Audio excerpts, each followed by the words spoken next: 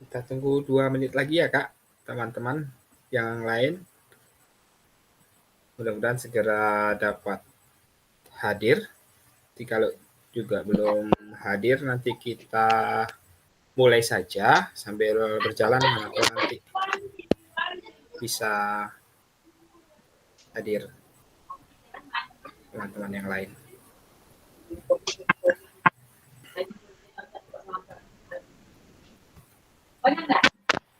Ya.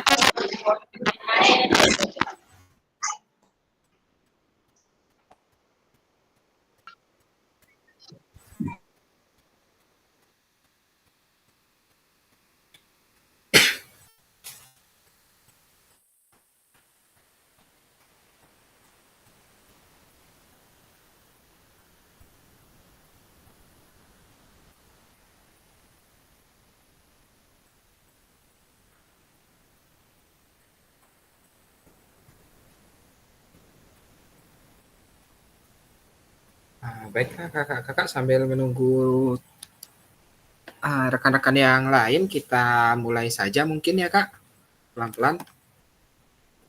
Assalamualaikum warahmatullahi wabarakatuh. Selamat siang kakak-kakak serta diseminasi PKG PJOK kelas 6 Kabupaten Rokan Hilir. Semoga kakak-kakak semua diberi kesehatan dan diberi kelancaran dalam menjalankan aktivitas. Amin ya rabbal alamin. Baik kakak-kakak sekalian, untuk di tatap maya kelima ini kita akan melakukan tatap maya hari ini selama 1 jam pelajaran, yaitu 45 menit, dengan membahas modul 1.1 refleksi untuk perubahan paradigma diri guru PJOK.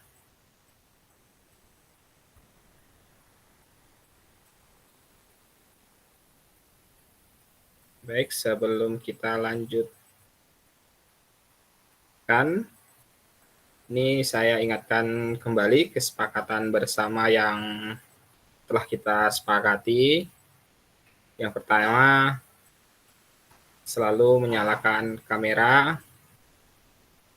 Yang kedua, mematikan mikrofon. Selanjutnya, hadir seutuhnya dan bisa menghargai waktu kebersamaan. Kemudian bisa memaksimalkan fitur chat dan klik raise hand sebelum bertanya. Dan terakhir, jika ada gangguan teknis adalah hal yang wajar. Baik, kakak-kakak sekalian, tujuan pembelajaran kita yaitu tujuan luasnya memfasilitasi pembelajaran PJOK yang bersifat pada murid secara efektif, bermakna, menyenangkan, dan refleksif, sehingga dapat capaian akhir dari pelatihan kakak-kakak diharapkan mampu bersikap reflektif dalam melaksanakan profesinya sebagai guru PJOK sehari-hari di tempat kakak-kakak bertugas. Selanjutnya, ini ada capaian pembelajaran khusus atau capaian pembelajaran modul. Jadi diharapkan kakak-kakak setelah menyelesaikan modul refleksi Untuk paradigma perubahan diri guru PJOK, kakak-kakak diharapkan mampu memahami konsep dan pentingnya melakukan refleksi dan hubungannya dengan keberpihakan pada murid. Dan juga kakak-kakak diharapkan mampu mengimplementasikan menulis refleksi menggunakan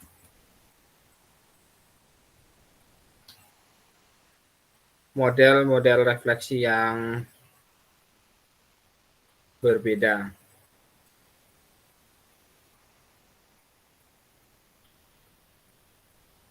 Jadi kakak-kakak setelah melaksanakan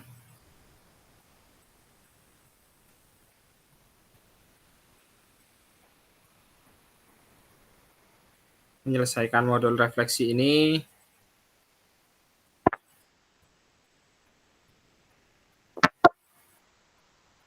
ya Kak Halimah, nggak apa-apa Kak Halimah.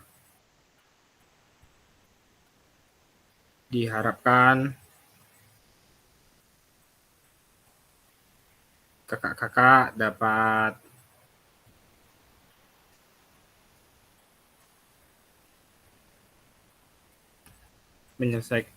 memahami konsep pentingnya melakukan refleksi dan hubungan dengan keberpihakan kepada murid. Memahami konsep refleksi seperti yang sudah kita pelajari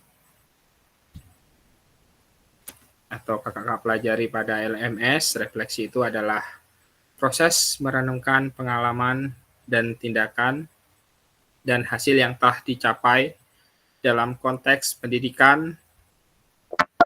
Refleksi sangat penting untuk meningkatkan praktek mengajar dan memahami kebutuhan serta kondisi siswa. Untuk konsep dari refleksi itu yaitu merenungkan pengalaman, sehingga refleksi melibatkan analisis tentang apa yang terjadi, termasuk keberhasilan dan tantangan yang dihadapi.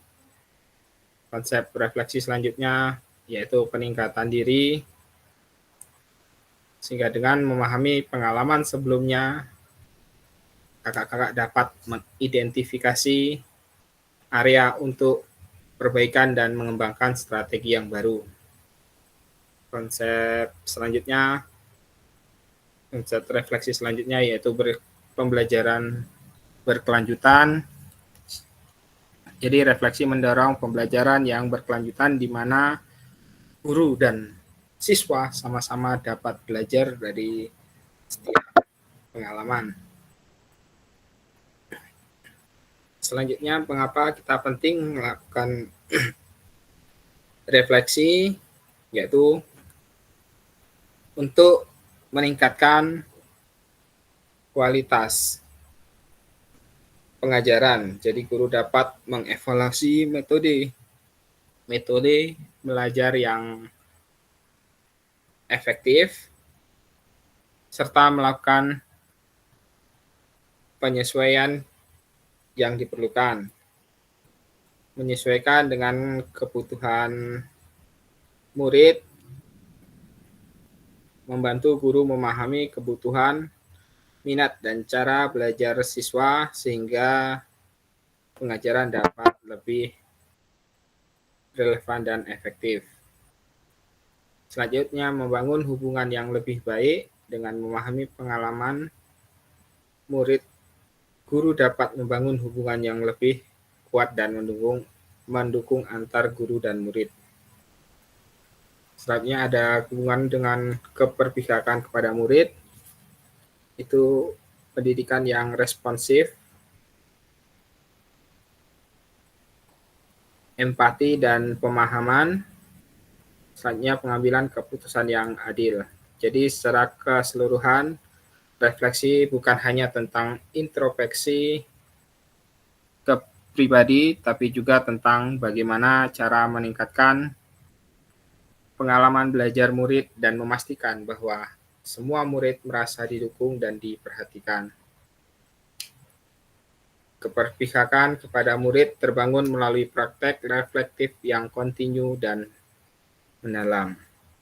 Selanjutnya dari tujuan pembelajaran modul yang kedua yaitu mengimplementasikan menulis refleksi menggunakan model refleksi yang berbeda. Jadi kemarin kita juga sudah membahas tentang model refleksi, ada 2 model, Boston dan Gibbs. Untuk refleksi model Boston yaitu mengutamakan pemikiran kritis dan analisis mendalam terhadap pengalaman. Untuk langkah-langkahnya untuk membuat refleksi Boston ini, model refleksi Boston ini yaitu dengan deskripsi, perasaan, analisis, kesimpulan, dan rencana aksi. Selanjutnya ada, kemarin kita juga sudah membahas tentang model refleksi Gibbs yang memiliki 6 langkah yang memfokuskan pada refleksi mendalam dan pelajaran dari pengalaman. Langkah-langkahnya yaitu yang pertama deskripsi, yang kedua ada perasaan, ketiga ada evaluasi, keempat ada analisis, kelima kesimpulan, dan keenam rencana aksi. Itu merupakan model refleksi yang kemarin di modul 1.1 ini sudah kita bahas. Selanjutnya, kakak-kakak, tujuan dari sesi kita kali ini adalah kakak-kakak dapat menganalisis tulisan refleksi yang sudah dilakukan selama ini.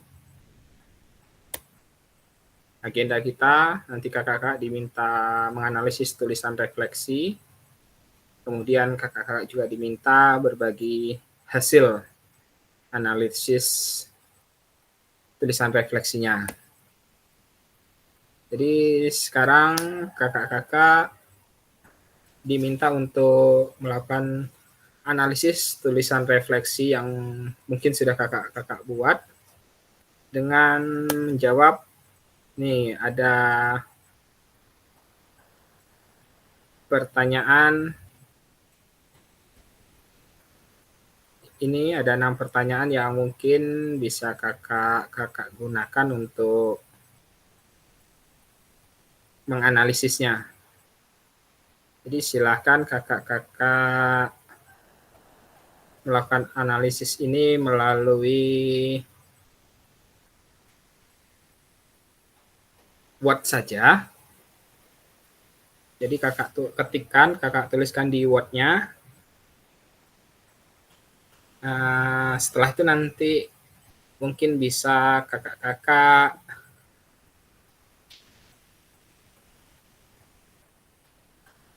presentasikan.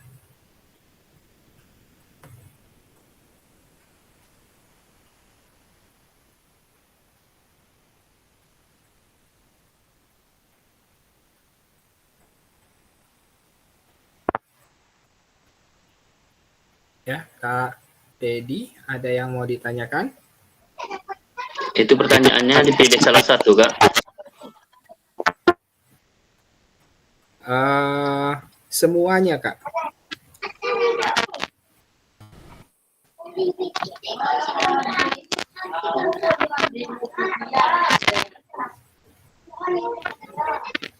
Gimana, Kak? Semua pertanyaan. Iya, Kak. Ya. Oke, Kak. Jadi kakak-kakak, mungkin kakak-kakak yang baru hadir, kakak-kakak diminta untuk menganalisis tulisan refleksi menggunakan pertanyaan ini, Kak. Ada 6 pertanyaan yang bisa kakak gunakan untuk menganalisis tulisan refleksi yang mungkin sudah kakak buat di selama pembelajaran. Silahkan Kak dibuat di Word, saya beri waktu 15 menit ya Kak. Nanti setelah itu bisa dipresentasikan. Bisa berbagi dengan rekan-rekan yang lain. Silahkan kakak-kakak.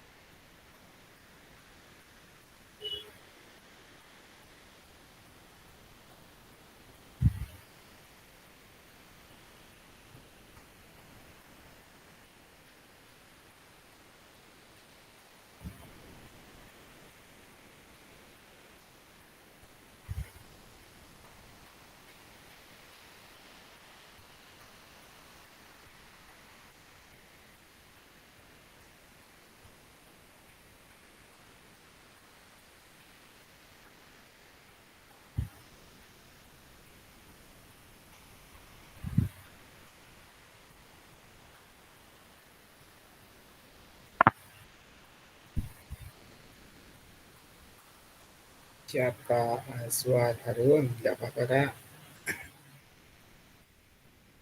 Ini Kak Aswad Harun, nah, Kakak diminta untuk menganalisis refleksi Kakak menggunakan pertanyaan-pertanyaan ini Kak.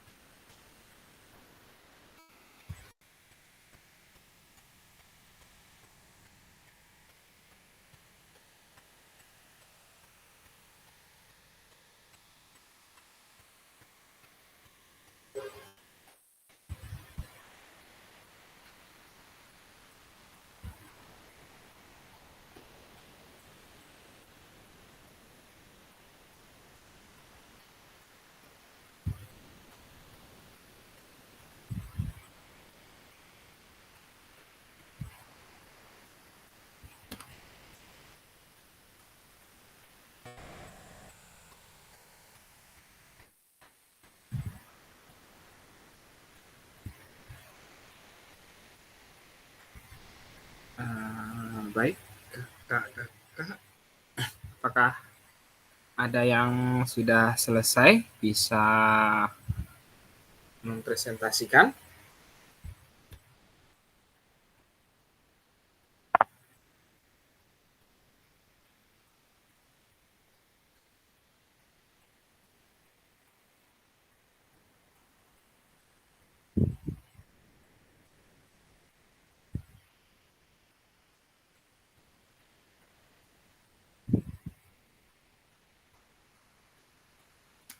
Baik, kakak-kakak, ini sudah ada beberapa yang menuliskan di kolom chat. Ini ada Kak Jepriandika. Untuk pertanyaan pertama, bagaimana saya menulis refleksi selama mengikuti pembelajaran mulai dari modul titik 1 hingga modul titik 3. Kapan biasanya saya menulis refleksi dan apa saja yang saya tulis? Di sini Kak Jeffrey Andika menuliskan, saya menulis refleksi ketika pembelajaran usai, kemudian saya merenungkan kembali apa yang sudah saya lakukan dan apa kurangnya. Di soal kedua, bagaimana perasaan saya selama menulis refleksi? Apa yang muncul di pikiran setiap kali saya harus memulai refleksi? Di sini Kak JP Andika sudah menuliskan setiap kali saya menulis refleksi, saya merasa bahwa ada yang harus ditambah dan ada yang harus dikurangi dalam kegiatan belajar di luar kelas. Yang pertanyaan ketiga, hal apa saja yang menurut saya yang menjadi lebih baik berkaitan dengan menulis refleksi, hal apa yang masih menjadi tantangan. Di sini Kak Jeffrey menuliskan hal yang membuat saya menjadi lebih baik adalah setiap pembelajaran di luar kelas, saya meminta bantuan guru untuk melakukan penilaian terhadap kegiatan saya di lapangan. Yang menjadi tantangan adalah terkadang ada yang lupa baru diingat setelah selesai refleksi. Untuk pertanyaan keempat, Kak Jeffrey, bagaimana saya menggunakan rubrik penulisan refleksi selama ini? Seperti apa tulisan refleksi jika dinilai secara mandiri menggunakan rubrik yang ada? Di sini Kak Jeffrey menuliskan, saat di lapangan saya selalu membuat catatan kecil saat kegiatan belajar dilaksanakan. Yang kelima, soal kelima, bagaimana seharusnya saya bisa menulis refleksi dengan lebih baik lagi? Keterampilan apalagi yang saya butuhkan untuk bisa menulis refleksi dengan lebih tajam dan mendalam ke diri saya? Ini Kak Jeffrey menuliskan, dengan membuat lebih detail tentang catatan dan lebih memperhatikan kelas. Dan terakhir, apa yang saya lakukan untuk memastikan bahwa saya menjadi guru PJOK yang reflektif? Siapa yang membantu saya? Memperbanyak literasi terhadap kegiatan-kegiatan di lingkungan belajar dan meminta bantuan teman sejawat untuk memberikan penilaiannya. Itu analisis yang sudah dibuat dari Kak JP Andika, cukup bagus. Hanya di sini ada dari Kak Reza, Khairul Reza Agams. Mungkin Kak Khairul Reza Agams bisa mempresentasikannya langsung, Kak.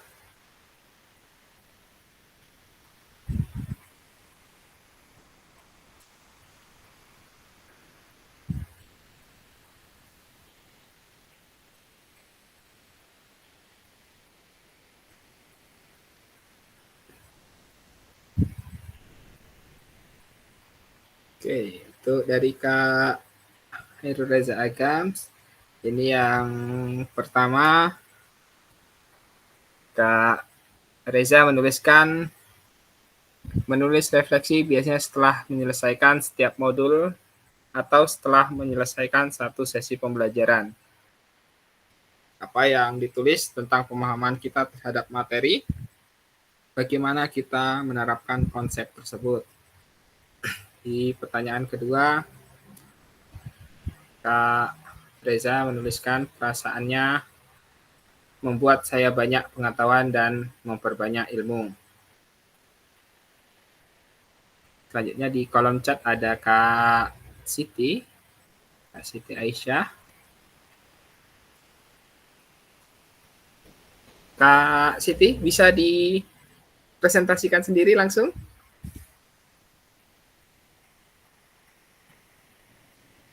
Ya, baru 2 nggak apa-apa itu, Kak? Nggak apa-apa, Kak. Karena waktu juga berjalan, Kak. Kebetulan hari ini kita cuma 1 jam pelajaran. Itu hanya 45 menit, Kak. Oh iya, 2 aja ya, Kak ya? Iya, Kak. Nah, baik, yang nomor 1, apa namanya? Bagaimana saya menulis refleksi selama mengikuti pembelajaran mulai dari modul 1.1 hingga modul 1.3. Kapan biasanya saya menulis refleksi, apa saja yang saya tulis? Kalau menurut saya, refleksi pembelajaran dilakukan di akhir pembelajaran. Refleksi dilakukan untuk mengetahui pemahaman akan materi yang sudah dipelajari. Dan biasanya yang saya tulis adalah materi yang penting yang sudah dibahas. Terus yang kedua, bagaimana perasaan saya selama saya menulis refleksi, apa yang muncul di pikiran setiap kali menulis refleksi. Dengan sering menulis refleksi, saya merasa puas ketika menyadari kemajuan yang telah dicapai. Dan yang sering muncul di pemikiran saya adalah memikirkan langkah-langkah selanjutnya untuk meningkatkan pembelajaran dan bagaimana agar tujuannya tercapai. Nah, mungkin itu saja, Kak. Terima kasih. Siti, terima kasih. Cukup baik, Gus. Ini analisis dari refleksi Kakak. Mungkin ada yang lain yang bisa? Kak Dedi?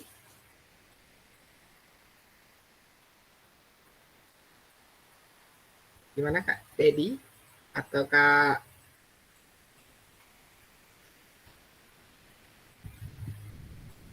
kakak-kakak yang lain? Kak Dedi gimana?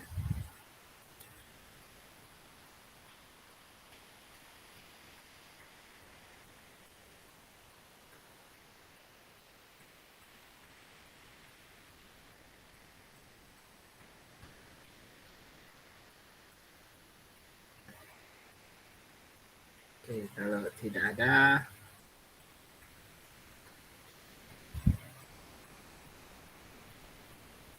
itu tadi sudah ada beberapa analisis dari rekan-rekan yang ada di kolom chat, analisis tentang bagaimana refleksi. Tadi yang sudah dibuat oleh kakak-kakak semua cukup bagus, cukup baik, dan tujuannya refleksi semuanya menuliskan untuk menjadikan diri menjadi lebih baik kembali, berarti ya, Kak. Baik, kakak-kakak, karena tidak ada lagi, kita lanjut saja. Jadi kakak-kakak tadi sebetulnya dimintanya menuliskannya di Jamboard. Cuman tadi saya minta kakak-kakak menuliskannya di Word saja. Selanjutnya, mari kita berbagi refleksi. Tadi sudah ada dari kakak-kakak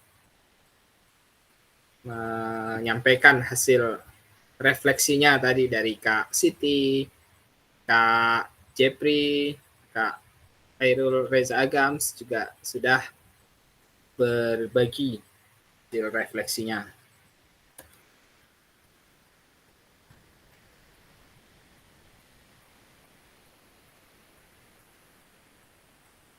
Selanjutnya, kakak-kakak, di sini mari kita berbagi refleksi.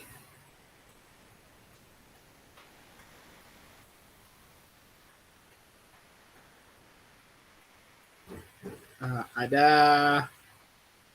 dua pertanyaan ini kakak-kakak. Mengapa? Mungkin ada kakak-kakak yang bisa menjawabnya. Mengapa kok kita harus melakukan refleksi? Kakak-kakak mungkin ada yang bisa menjawabnya, silahkan open mic.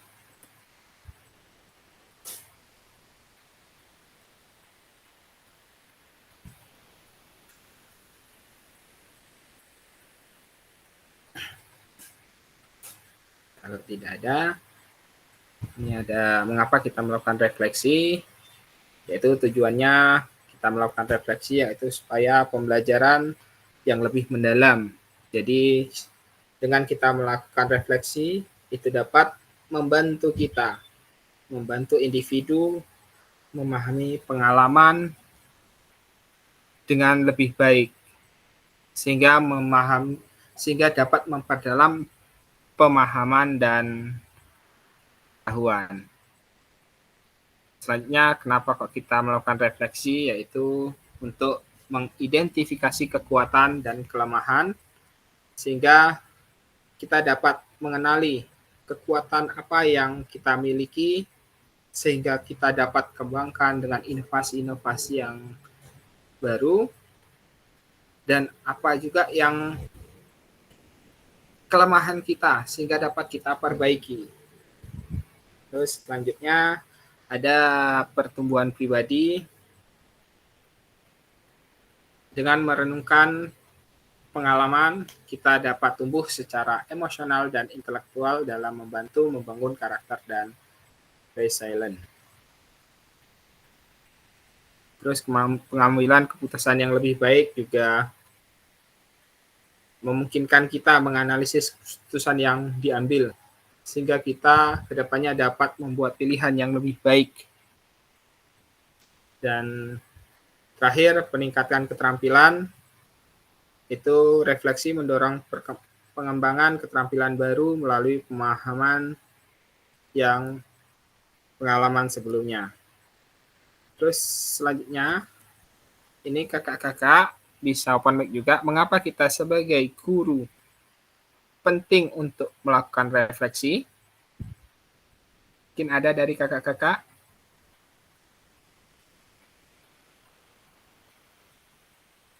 Kalau tidak ada, ini Kak, mengapa kita sebagai guru penting untuk melakukan refleksi? Itu yang pertama, untuk meningkatkan kualitas pengajaran.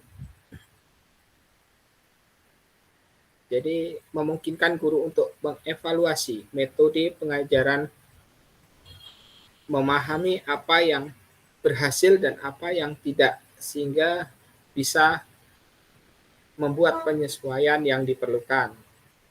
Terus selanjutnya, kenapa penting melakukan refleksi kita sebagai guru? Itu untuk pemahaman terhadap murid.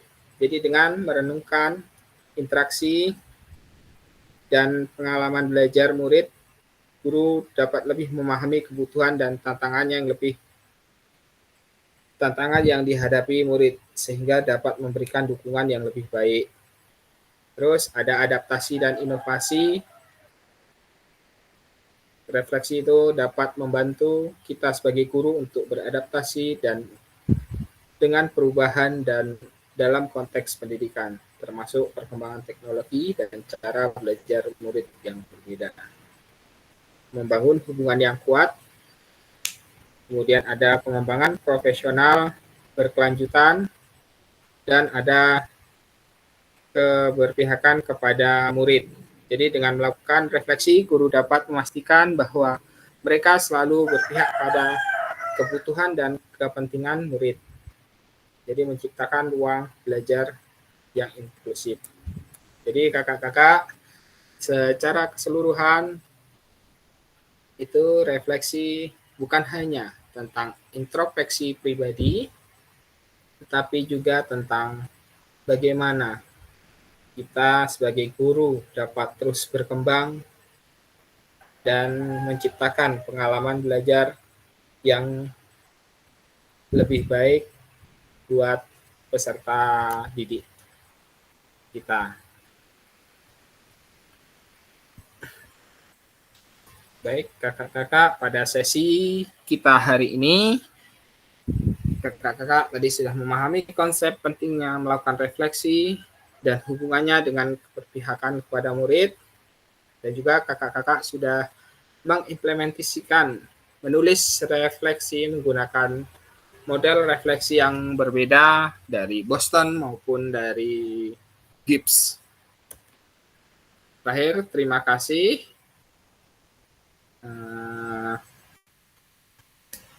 Mungkin ini terakhir selesai materi kita untuk modul 1.1. Selanjutnya mungkin kita ke tanggal berikutnya, tanggal 7 kalau nggak salah, kita akan melakukan lagi tatap maya dengan modul yang berbeda.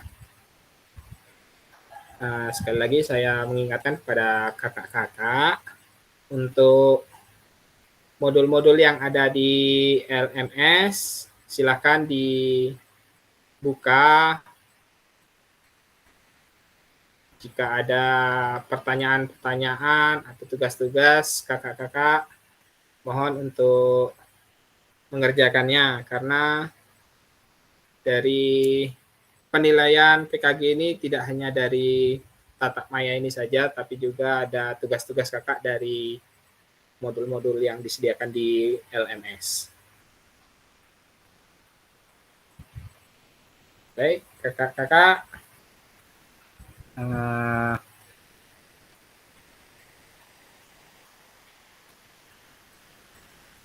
Sebelum kita akhiri, kita akan melakukan foto bersama dulu. Silakan kakak-kakak membuka kameranya. Kita lakukan sesi foto bersama terlebih dahulu. Oke, 1, 2, 3. Jadi 1, 2, 3. Bisa ganti gaya kakak, bisa komando. 1, 2, 3. Oke, kakak-kakak, terima kasih atas waktunya sudah bergabung pada kegiatan kita hari ini. Dan sampai jumpa di kegiatan kita berikutnya di tanggal 7. Saya akhiri. Oh ya, Kak Dedi, ada pertanyaan? Silakan. Ini mau nanya Kak, ini kan kita kan masih di tatap maya. Ya, siap. Masalah untuk tatap mukanya nanti gimana Kak? Itu untuk tatap muka, pihak dari BGP udah lagi konsultasi dengan dinas, Kak. Nanti untuk tempatnya itu di mana yang bisa memungkinkan untuk dilakukan tatap mukanya, Kak. Jadi sampai sekarang saya juga belum tahu di mananya, karena masih koordinasi dari pihak BGP dengan Dinas Pendidikan di Kabupaten Rohil, Kak.